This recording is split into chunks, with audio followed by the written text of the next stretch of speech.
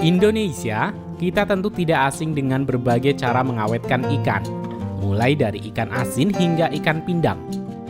Metode pengawetan tradisional ini telah menjadi bagian penting dari kehidupan sehari-hari kita, terutama di daerah pesisir. Proses pengawetan seperti penggaraman dan pengeringan tidak hanya membantu mempertahankan kesegaran ikan, tetapi juga memperkaya rasanya. Begitu pula di Jepang, mereka memiliki metode pengawetan yang sangat unik dan berakar dari tradisi panjang, yaitu pembuatan katsuobushi. Bisa dibilang versi Jepang dari pengawetan ikan yang sangat khas dan penuh keterampilan.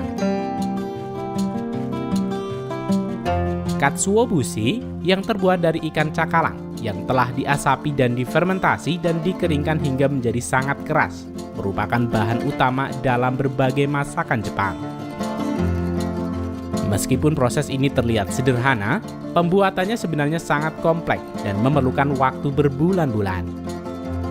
Di Jepang, katsuobushi bukan hanya cara untuk mengawetkan ikan, tetapi juga merupakan warisan kuliner yang memberikan cita rasa kaya dan mendalam.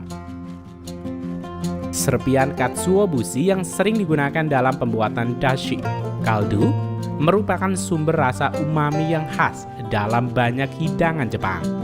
Cita rasa yang kini dapat kita nikmati di berbagai restoran Jepang di Indonesia. Salah satu hal yang paling menarik dari katsuobushi adalah bahwa ia dijuluki sebagai makanan terkeras di dunia. Saking kerasnya, untuk bisa dikonsumsi, katsuobushi harus diserut seperti kayu hingga menghasilkan serpian halus yang kemudian dapat digunakan dalam masakan Jepang.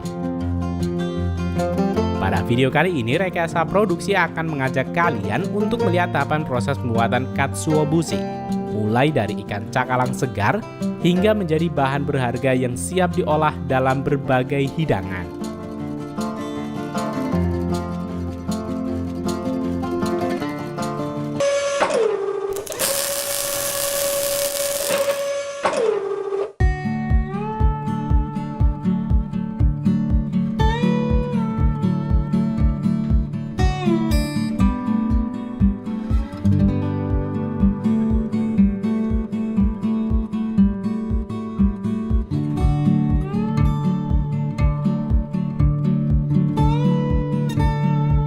Proses pembuatan katsuobushi dimulai di dermaga ini, di mana para nelayan tiba membawa ikan cakalang tangkapan mereka.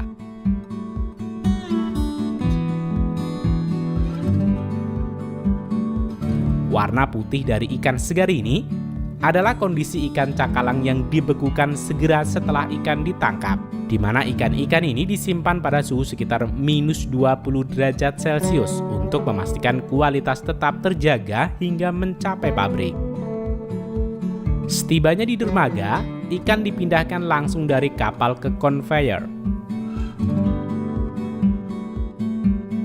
di mana para pekerja bertugas untuk memeriksa, memilah, dan memisahkan ikan berdasarkan ukuran dan kualitasnya. Tahapan ini sangat penting untuk memastikan bahwa hanya ikan dengan kualitas terbaik yang akan diproses lebih lanjut menjadi katsuobushi. Setelah ikan dipisahkan berdasarkan ukuran dan kualitasnya, tahapan selanjutnya di pabrik adalah pembersihan ikan. Sebelumnya, ikan-ikan cakalang beku ini terlebih dahulu direndam dalam air bersuhu normal untuk mengembalikan suhu ikan, sehingga tekstur dagingnya melunak dan lebih mudah untuk dibersihkan. Proses ini memastikan ikan siap untuk diproses lebih lanjut tanpa merusak strukturnya. Berikutnya, ikan akan dilewatkan mesin pemotong kepala sebelum akhirnya ikan dibawa ke meja para pekerja yang akan membersihkan ikan. Pekerja menggunakan pisau besar yang tajam, dengan hati-hati membersihkan isi perut ikan cakalang untuk menghilangkan kotoran dan organ dalam yang tidak diperlukan. Pekerjaan ini dilakukan dengan sangat cepat dan efisien oleh para pekerja yang terlatih, karena proses ini menentukan kebersihan dan kesegaran ikan sebelum memasuki tahapan berikutnya. Setelah dibersihkan, ikan dipotong secara membujur menjadi 2 atau 4 bagian tergantung ukurannya. Pemotongan ini memungkinkan daging ikan lebih mudah menyerap panas pada tahap perebusan dan pengasapan. Tahapan ini penting karena memastikan ikan mengering dengan sempurna tanpa bagian yang tersisa lembab. Setelah ikan dipotong, mereka dimasukkan ke dalam bak perebusan besar yang terbuat dari stainless steel yang menjaga higienitas dan mencegah kontaminasi. Bak-bak ini ditata berbaris dalam ruang khusus di mana setiap bak dilengkapi dengan sistem pemanas untuk menjaga suhu air yang konstan. Air yang digunakan untuk perebusan biasanya merupakan air bersih yang telah disaring. Namun terkadang air laut digunakan untuk mempertahankan cita rasa alami dari ikan cakalang. Saat perebusan berlangsung, air dalam bak seringkali berubah menjadi warna kekuningan. Warna ini berasal dari lemak dan minyak alami yang keluar dari daging ikan selama proses pemanasan. Fenomena ini juga berfungsi sebagai indikator bagi para pekerja untuk memantau seberapa banyak lemak yang telah terlepas dan memastikan ikan direbus dengan benar. Perebusan ini berlangsung selama 60 hingga 90 menit, cukup lama untuk memastikan daging ikan matang merata dan minyak berlebih terbuang, tanpa merusak tekstur daging yang penting dalam proses pengasapan berikutnya.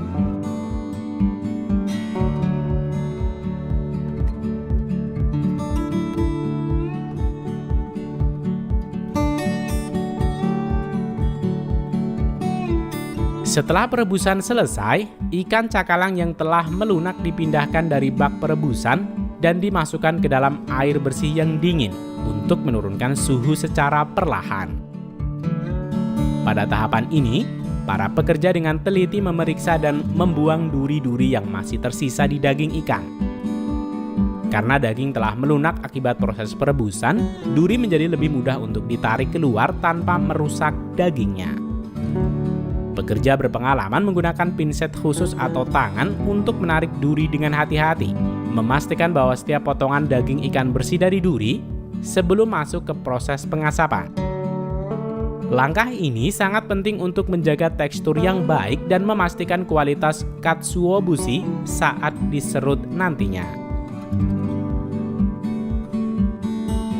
Setelah perebusan selesai, ikan cakalang dipindahkan ke ruang pengasapan. Inilah salah satu tahap paling penting dalam pembuatan katsuobushi, di mana ikan dihisap dengan menggunakan kayu khusus, biasanya kayu X atau cemara.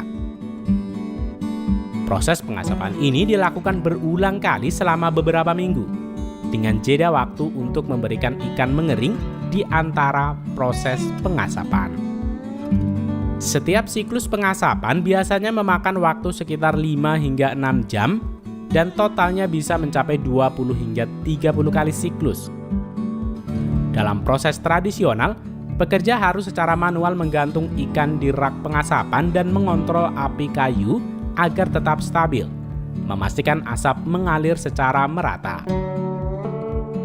Di pabrik modern, pengasapan dilakukan dengan alat otomatis yang mengatur suhu dan tingkat asap sehingga memungkinkan kontrol yang lebih presisi. Namun sentuhan pekerja tetap dibutuhkan untuk memeriksa tekstur dan warna ikan secara berkala.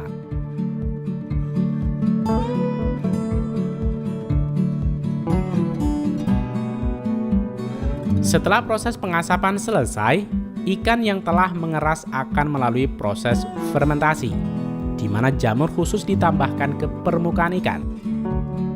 Pekerja dengan hati-hati mengoleskan jamur ini yang membantu dalam proses fermentasi dan memberikan katsuobushi ini karakteristik uniknya.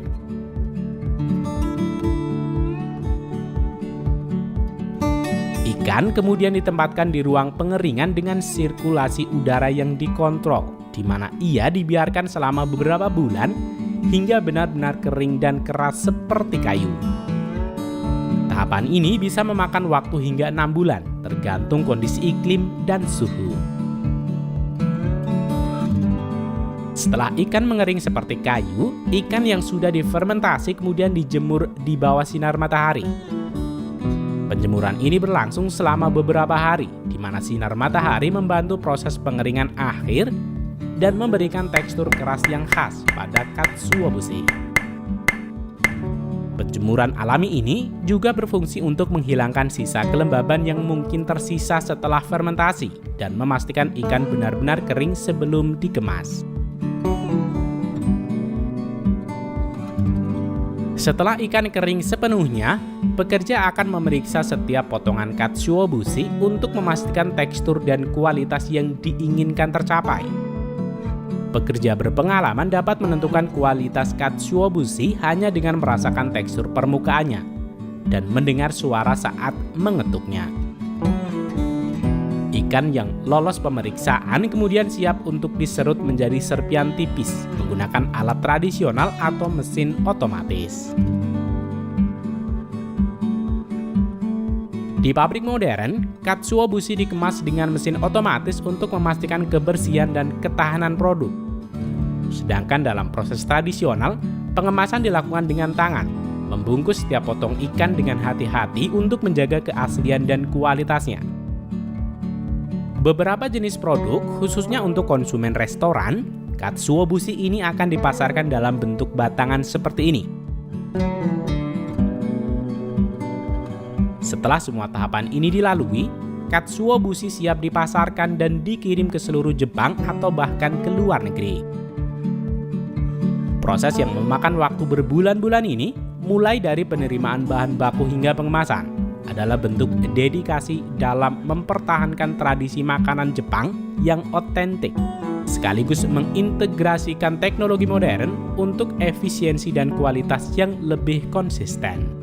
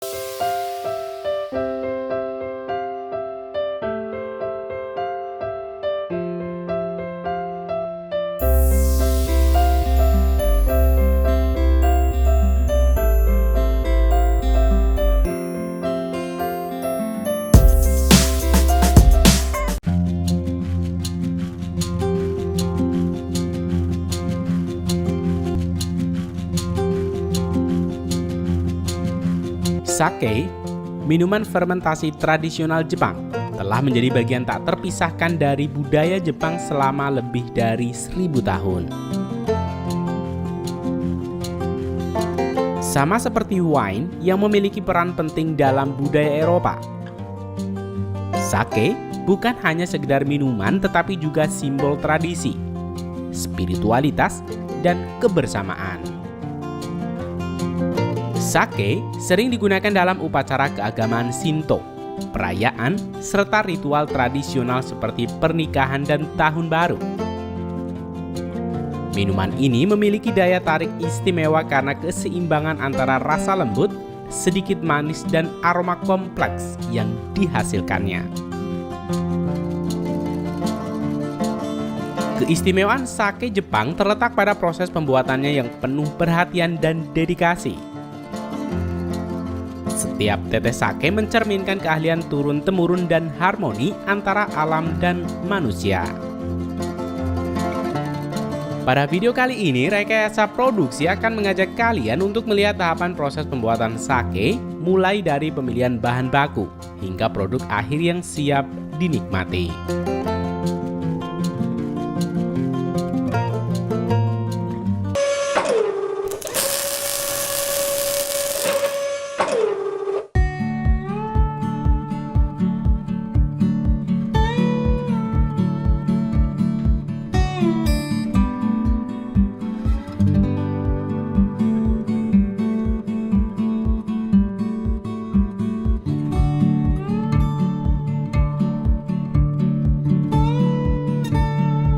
Proses pembuatan sake dimulai dengan pemilihan bahan baku utama, yaitu beras khusus untuk sake dan air.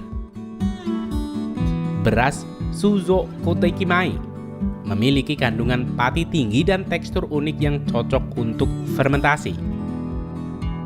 Sementara air yang disebut dengan jiwa sake biasanya berasal dari mata air alami atau sungai pegunungan yang kaya mineral tetapi rendah zat besi dan mangan, sehingga tidak merusak warna dan rasa sake. Tradisi juga sangat berperan dalam tahapan ini. Beberapa pabrik sake yang dikenal sebagai kura hanya menggunakan bahan baku dari daerah tertentu yang telah dipercaya selama ratusan tahun. Air dari wilayah seperti Nada atau Fushimi sangat dihormati karena kualitasnya yang tak tertandingi dalam pembuatan sake.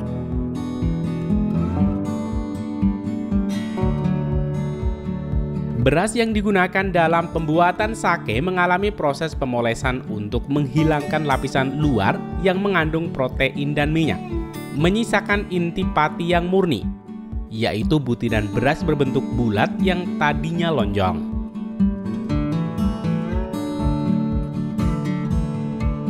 Proses ini disebut dengan sheimai, dan tingkat pemolesan menentukan jenis sake yang dihasilkan. Semakin banyak lapisan yang dihilangkan, semakin tinggi kualitas sake yang dihasilkan. Setelah dipoles, beras dicuci dengan sangat hati-hati menggunakan air murni. Pencucian ini dilakukan dengan teknik tradisional yang menghindari kerusakan pada butiran beras. Beras kemudian direndam hingga mencapai tingkat kelembaban tertentu yang sangat penting untuk fermentasi yang optimal.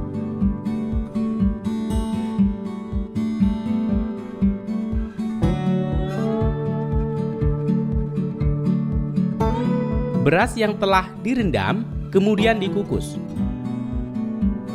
Proses ini tidak hanya membuat beras lunak, tetapi juga menciptakan tekstur yang ideal untuk fermentasi. Setelah dikukus, sebagian besar beras digunakan untuk membuat koji, elemen kunci dalam pembuatan sake. Koji dibuat dengan menaburkan spora jamur Aspergillus oryzae ke atas beras yang telah dikukus. Jamur ini memecah pati dalam beras menjadi gula sederhana yang nantinya akan difermentasi menjadi alkohol. Pembuatan koji memerlukan keahlian tinggi karena suhu dan kelembaban harus dijaga dengan sangat ketat selama 2 hingga 3 hari.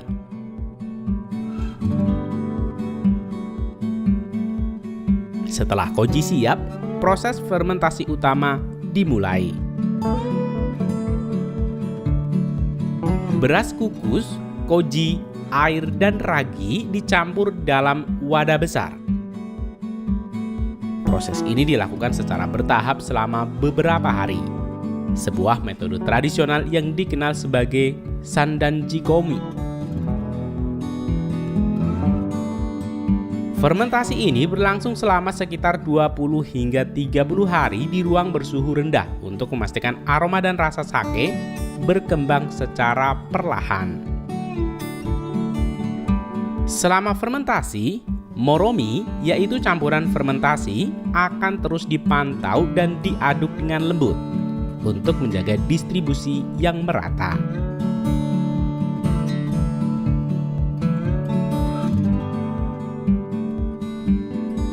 Setelah fermentasi selesai, moromi dipisahkan untuk memisahkan cairan sake dari ampas sake. Proses penyaringan ini sering dilakukan menggunakan kain tradisional atau mesin modern, tergantung pada jenis pabrik yang memproduksinya. Sake mentah yang dihasilkan kemudian melalui proses pemurnian untuk menghilangkan kotoran dan meningkatkan kejernihan. Beberapa jenis sake juga melalui proses pasteurisasi untuk membunuh bakteri dan menghentikan fermentasi.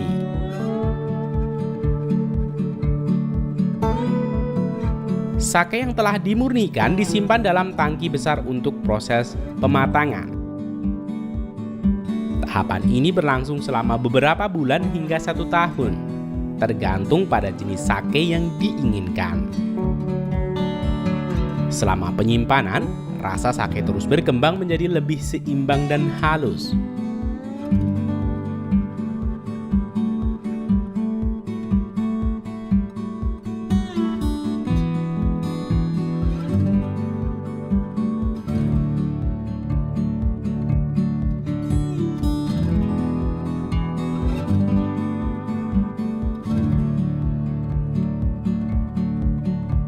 Beberapa pabrik sake tradisional masih menggunakan gudang kayu yang telah digunakan selama ratusan tahun, menambahkan elemen unik pada karakteristik sake mereka.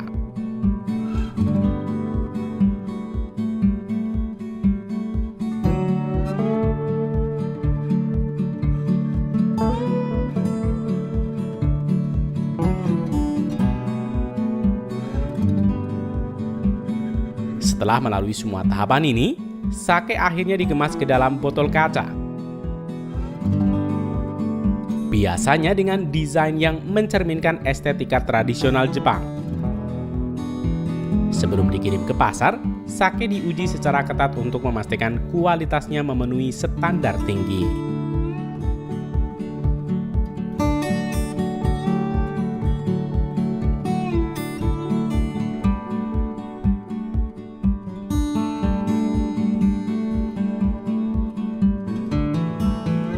Sake yang siap dijual adalah hasil dari proses yang rumit dan tradisi yang dijaga dengan hati-hati.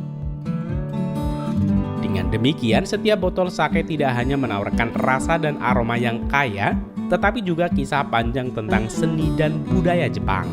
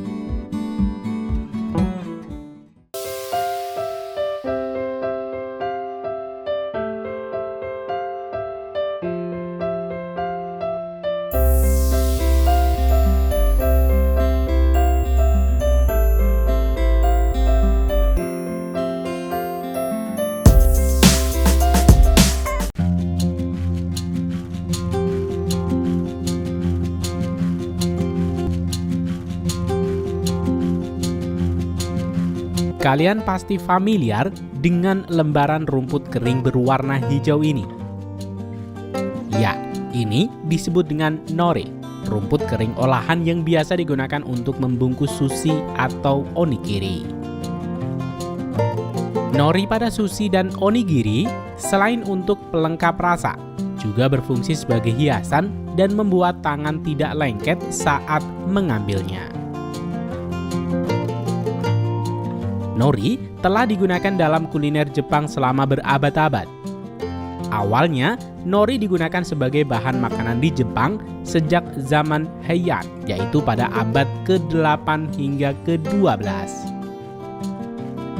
Selain digunakan pada sushi dan onigiri, nori juga umum ditemukan pada ramen dan sup miso dalam bentuk potongan kecil. Kehadirannya memberikan rasa gurih khas dari rumput laut yang sangat disukai dalam masakan Jepang. Seperti halnya rumput laut lainnya, nori juga mengandung mineral seperti yodium dan zat besi. Hal ini membuatnya menjadi tambahan kesehatan yang baik dalam diet. Industri nori di Jepang adalah bagian penting dari ekonomi lokal. Hal ini dapat dilihat dari banyaknya daerah pesisir terlibat dalam produksi dan pengolahan nori. Pada video kali ini, Rekayasa Produksi akan mengajak kalian untuk melihat proses pembuatan nori di pabrik modern di Jepang.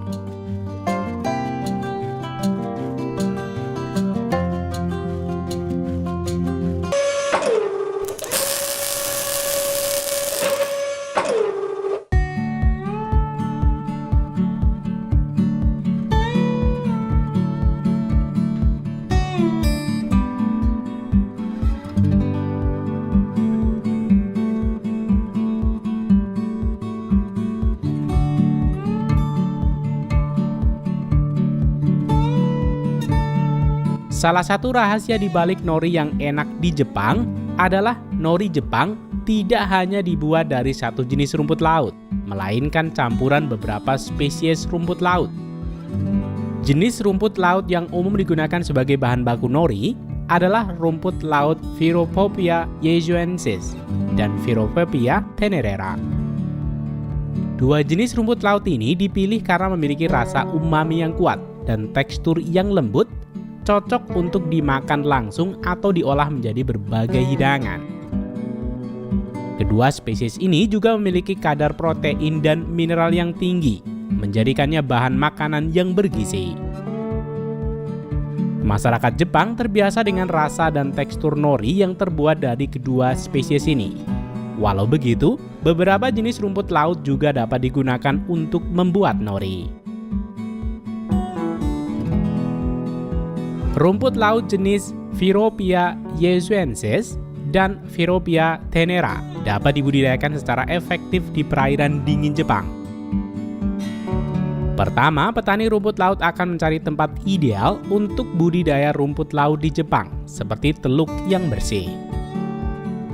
Teluk dipilih karena memiliki perairan air laut yang aman dari gelombang dan angin kencang, sehingga aman untuk menyebar jaring yang akan digunakan sebagai media tanam di laut.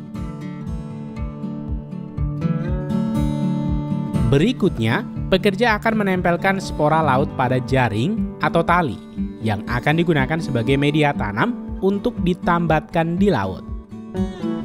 Jaring atau tali dipasang di laut pada awal musim semi atau musim gugur, ketika suhu air dan kondisi lingkungan lainnya yang cocok. Walau pertanian rumput laut adalah pertanian yang tidak memerlukan pupuk dan pestisida, namun rumput laut ini masih memerlukan perawatan.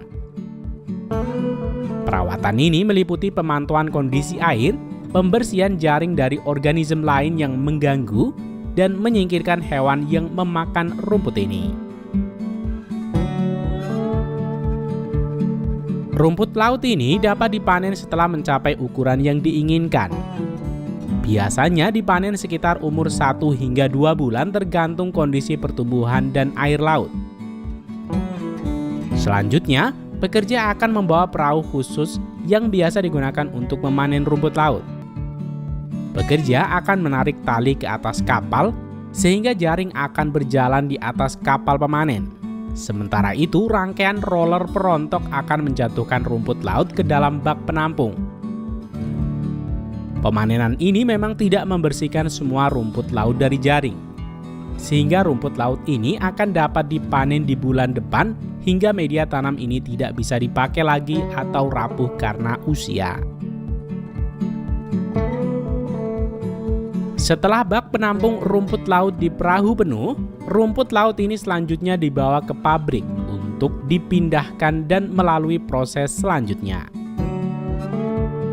Di pabrik, rumput laut ini akan dibersihkan dari kotoran dan organisme lain yang masih terbawa saat panen.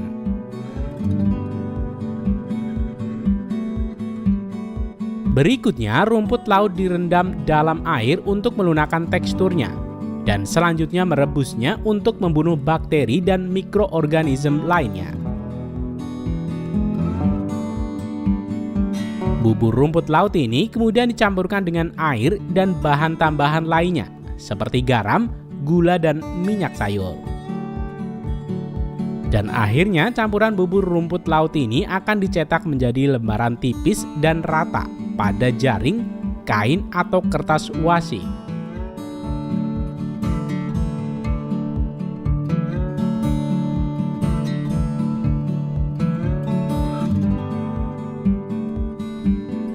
Berikutnya, lembaran nori ini akan dilewatkan serangkaian oven untuk mengeringkannya.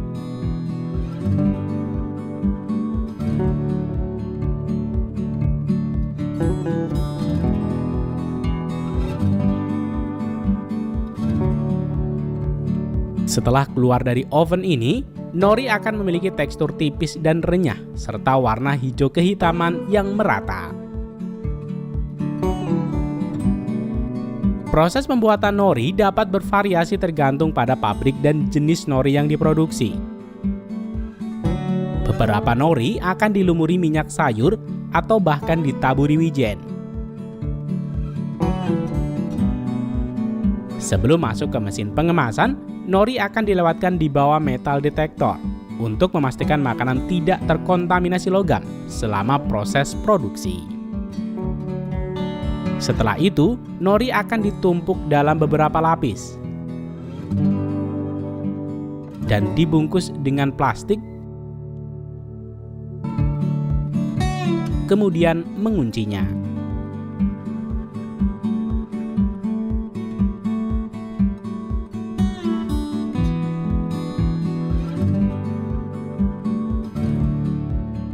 Pada proses ini, nori sudah siap untuk didistribusikan ke para konsumen.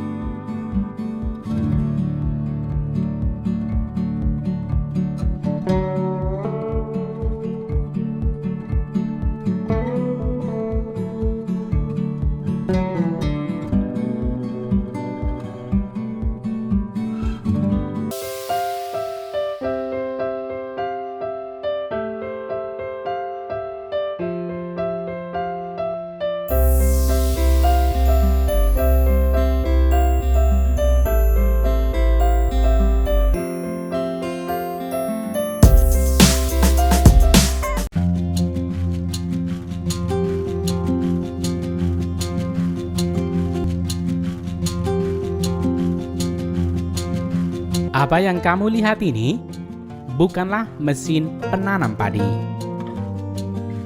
Para petani ini sedang menanam rumput dengan mesin yang sama yang digunakan untuk menanam padi. Tanaman yang mereka tanam adalah igusa. Sejenis rumput yang digunakan untuk membuat tatami, tikar tradisional Jepang yang terkenal. Meskipun sekilas tampak mirip dengan budidaya padi, baik ladang basah yang sama, cara budidaya yang sama. Namun tanaman ini memiliki masa panen yang jauh lebih lama dibanding dengan padi. Tanaman igusa biasanya membutuhkan waktu sekitar 7 hingga 8 bulan dari penanaman hingga siap dipanen. Tanaman igusa biasa dipanen untuk bahan utama tikar yang dikenal dengan nama tatami. Tatami adalah bagian penting dari budaya Jepang yang sudah ada sejak ratusan tahun yang lalu. Dahulu, tatami hanya digunakan oleh keluarga bangsawan sebagai penanda status sosial. Namun seiring waktu, tatami menjadi bagian integral dalam kehidupan masyarakat Jepang, terutama di rumah tradisional yang disebut dengan washitsu.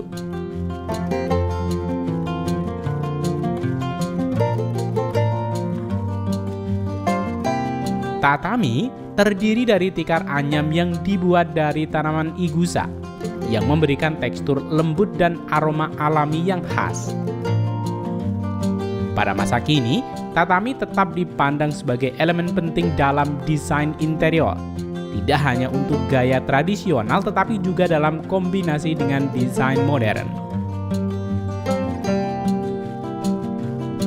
Pada video kali ini, Rekayasa Produksi akan mengajak kalian untuk melihat tahapan proses pembuatan tatami dari rumput igusa.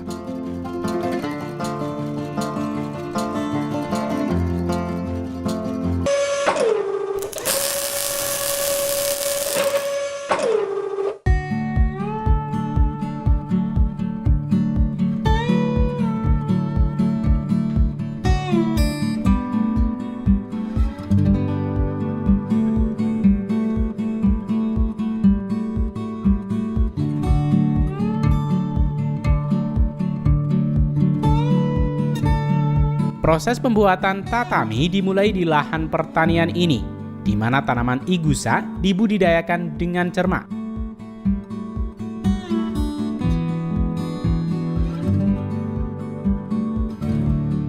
Di Jepang, petani menggunakan mesin pemanen khusus seperti Yanmar Harvester yang dirancang untuk memotong igusa dengan presisi.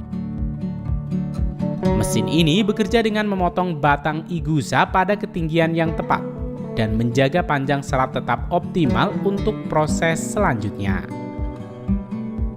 Setelah dipanen, igusa akan dikumpulkan untuk tahap pewarnaan yang akan memberikan karakteristik unik pada setiap tikar tatami.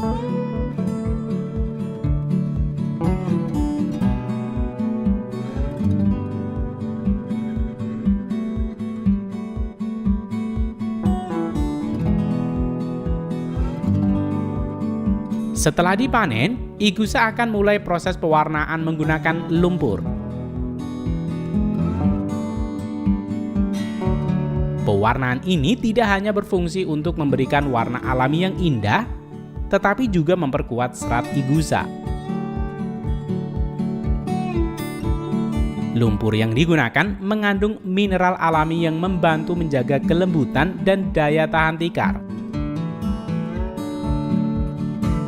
Proses ini dilakukan dengan merendam batang igusa dalam lumpur selama beberapa waktu, sehingga warnanya meresap ke dalam serat.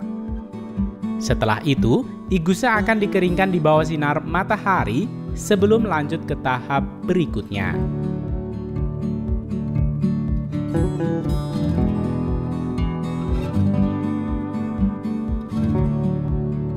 Setelah igusa selesai diwarnai, batang-batangnya harus dibersihkan dari sisa lumpur yang menempel. Mesin khusus seperti Mitsubishi Igusa Washer digunakan untuk mencuci igusa secara otomatis, yang menghilangkan lumpur tanpa merusak batangnya.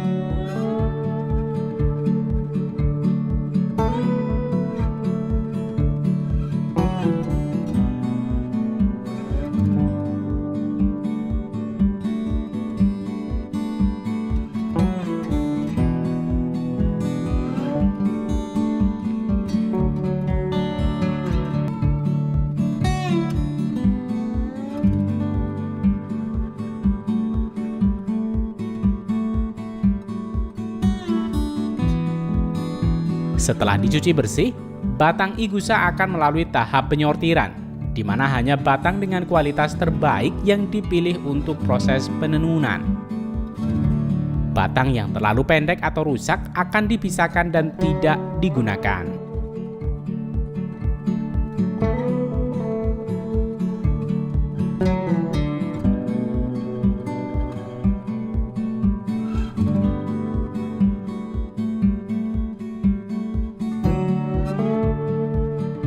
Tahap penenunan adalah inti dari proses pembuatan tatami.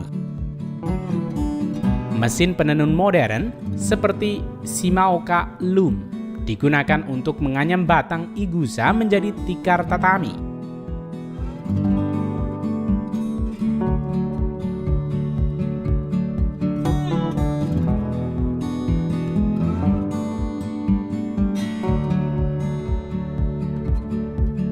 Mesin ini bekerja dengan mengatur igusa secara sejajar, lalu mengikatnya menggunakan benang kuat untuk membentuk lembaran tikar yang halus. Pada tahap ini, kualitas tenun sangat penting untuk memastikan kekuatan dan estetika tikar tatami. Setiap lembar tatami diperiksa secara hati-hati untuk memastikan tidak ada cacat atau kerusakan dalam tenunannya.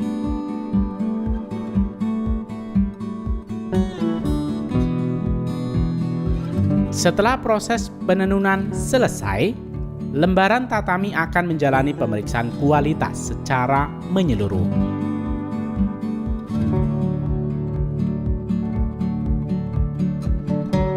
Hal ini dilakukan untuk memastikan bahwa setiap tikar tatami memenuhi standar kualitas yang ketat. Pada tahapan ini, tikar akan diperiksa dari segi ketahanan, warna, dan tekstur. Tikar yang tidak lolos uji kualitas akan disisihkan. Setelah pemeriksaan, lembaran tatami dipasang di atas alas yang terbuat dari jerami atau bahan sintetis lainnya yang lebih modern. Alas ini membantu memberikan kenyamanan dan isolasi pada tatami.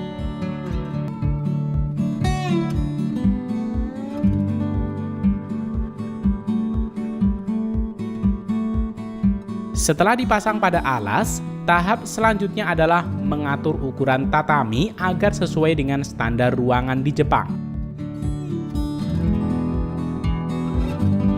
Mesin pemotong otomatis seperti Brother Tatami Cutter digunakan untuk memotong tatami sesuai ukuran yang diinginkan. Setiap sisi tatami kemudian diperkuat dengan tepi kain yang dijahit rapi, yang dikenal sebagai harry. Harry tidak hanya berfungsi untuk memperkuat tikar, tetapi juga memberikan tampilan estetika yang lebih indah. Proses ini membentuk ketelitian tinggi untuk memastikan hasil yang sempurna.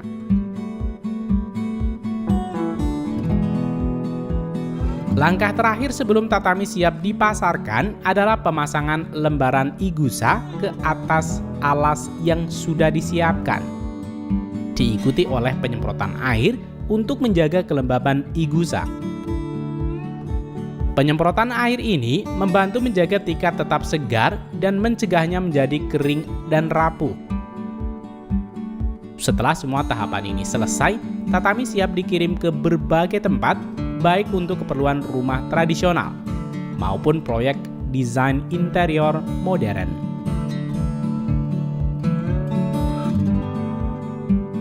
Saat ini, tatami tidak hanya digunakan di rumah tradisional, tetapi juga sering ditemukan di berbagai tempat seperti restoran, kuil, dan bahkan hotel dengan tema Jepang. Karena daya tarik estetika dan fungsionalitasnya, tatami terus menjadi pilihan populer di kalangan desainer interior modern. Proses pembuatan yang memadukan teknologi modern dengan kearifan tradisional memastikan bahwa tatami tetap menjadi produk berkualitas tinggi yang siap menghiasi berbagai ruangan di seluruh dunia.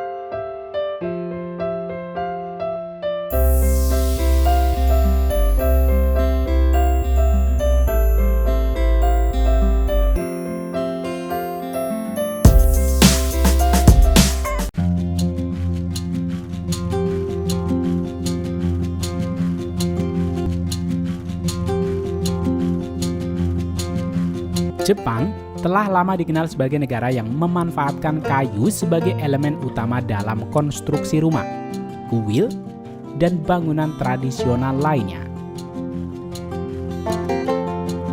Dalam budaya Jepang, kayu tidak hanya dianggap sebagai bahan bangunan, tetapi juga sebagai bagian dari filosofi yang menghubungkan manusia dengan alam. Jenis kayu yang sering digunakan adalah sugi dan hinoki, karena sifatnya yang tahan lama, ringan, dan estetis. Namun, kayu alami juga rentan terhadap kelembaban, serangan serangga, dan pembusukan, sehingga proses pengawetan menjadi kunci untuk memastikan daya tahannya.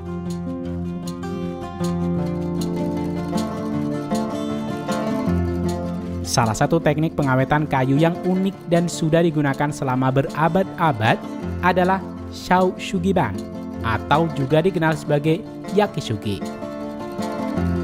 Metode ini melibatkan pembakaran permukaan kayu untuk menciptakan lapisan arang yang berfungsi sebagai pelindung alami. Selain meningkatkan ketahanan kayu terhadap cuaca dan serangga, teknik ini juga memberikan sentuhan estetik yang unik dengan pola-pola hitam yang kontras dan tekstur khas. Dalam praktik modern, teknik ini tidak hanya digunakan untuk melestarikan tradisi, tetapi juga diadaptasi dengan teknologi canggih untuk menghasilkan material yang tahan lama, sekaligus ramah lingkungan. Pada video kali ini, Rekayasa Produksi akan mengajak kalian untuk melihat tahapan proses pengolahan kayu dan pengawetan kayu khas di Jepang.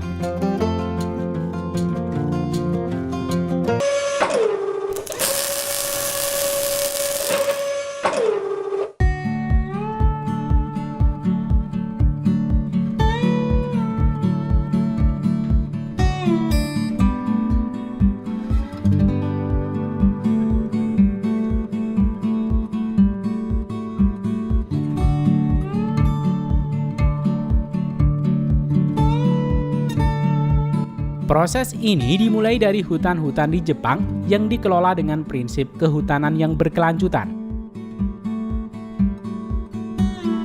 Pohon sugi yang telah mencapai usia ideal, biasanya 30 hingga 50 tahun, akan ditebang menggunakan mesin modern meliputi chainsaw dan juga ekskavator yang membantu untuk mengangkut kayu ke jalur utama untuk proses pengangkutan dengan truk. Setiap pohon yang ditebang akan digantikan dengan bibit baru sebagai bagian dari praktik reforestasi.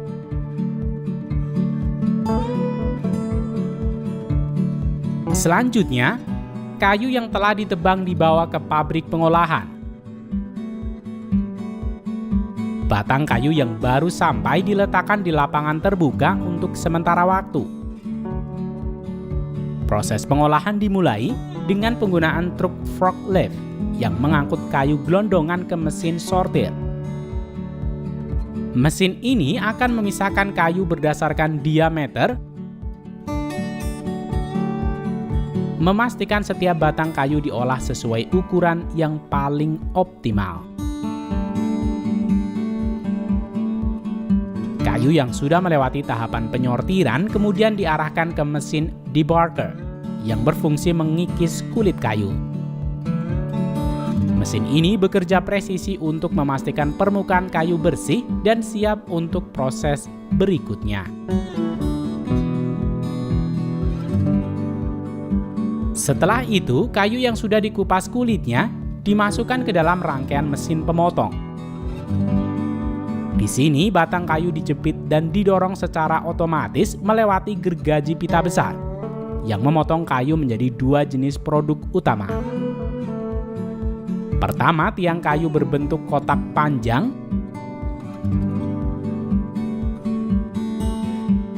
dan papan kayu lurus dengan berbagai ketebalan. Potongan kayu yang sudah selesai diproses diarahkan keluar dari area produksi utama dan ditata di luar ruangan untuk menunggu proses pengasapan. Limbah kayu seperti serpihan dan potongan kecil dari proses sebelumnya tidak terbuang percuma. Semuanya dikumpulkan dan disiapkan sebagai bahan bakar untuk langkah berikutnya. Proses pengasapan dilakukan di ruangan khusus, di mana papan kayu ditata dengan rapi di dalam ruangan besar ini. Serpian kayu dari limbah produksi kemudian digunakan sebagai bahan bakar untuk menghasilkan asap panas yang akan mengeringkan kayu secara perlahan.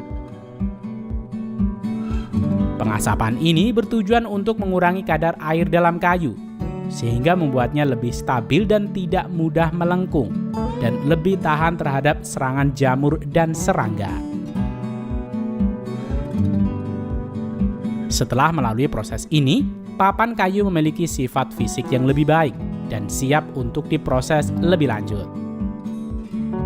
Proses pengeringan ini juga mempersiapkan kayu agar lebih optimal untuk tahapan pengawetan Shoushugiban, di mana estetika dan ketahanan kayu akan ditingkatkan secara signifikan.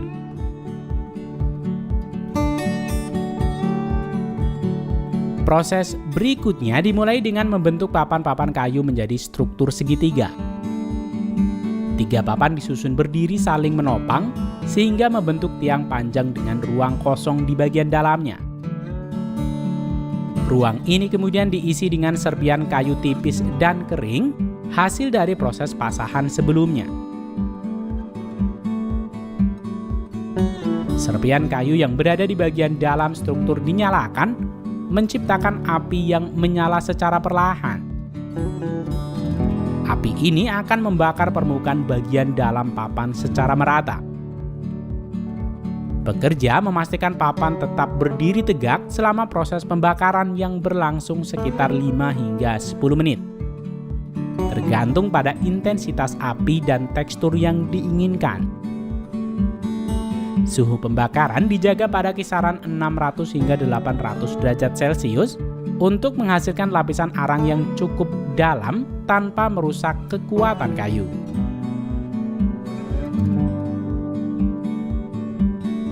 Setelah pembakaran selesai, papan segera dimatikan apinya untuk menghentikan proses pembakaran lebih lanjut. Hal ini dilakukan dengan 2 metode. Pertama, papan dapat langsung dicelupkan ke dalam kolam air untuk memadamkan api sekaligus mendinginkan permukaannya.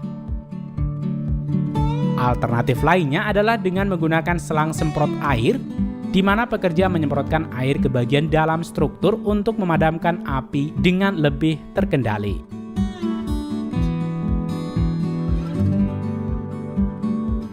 Setelah papan kayu didinginkan dari proses pembakaran, tahapan berikutnya adalah penghalusan dan pembersihan permukaan kayu. Pekerja menggunakan alat manual untuk menghapus sisa arang yang berlebih pada permukaan kayu, sehingga tekstur hasil pembakaran lebih rata dan serat kayu yang terbakar tampak lebih menonjol. Langkah ini juga memastikan bahwa papan siap menerima lapisan pelindung tambahan. Berikutnya, pekerja melanjutkan dengan mengoles cairan pelapis khusus berwarna hitam keemasan pada permukaan kayu. Cairan ini dapat berupa minyak kayu, vernis, atau bahan kimia lainnya yang dirancang untuk meningkatkan daya tahan dan estetika kayu. Olesan pelapis ini memberikan efek mengkilap yang mempertegas tekstur terbakar, sekaligus memperkuat perlindungan terhadap cuaca, kelembaban, dan sinar ultraviolet. Hasil dari proses ini adalah lapisan arang yang terbentuk di permukaan kayu. Lapisan ini memberikan perlindungan alami terhadap kelembaban, serangan serangga, dan pembusukan, sekaligus menciptakan tekstur unik dan estetis. Permukaan yang dihasilkan biasanya halus dengan pola hitam yang menonjolkan keindahan alam serat kayu. Dengan lapisan pelindung ini, kayu menjadi jauh lebih tahan lama dan siap untuk digunakan dalam berbagai aplikasi konstruksi maupun dekorasi. Papan kayu yang telah selesai diproses kemudian diperiksa untuk memastikan kualitasnya. Papan-papan ini siap diaplikasikan pada rumah-rumah di Jepang. Pengawetan ini menghasilkan material yang tidak hanya fungsional tetapi juga estetis, menjadikannya pilihan ideal untuk konstruksi berkelanjutan.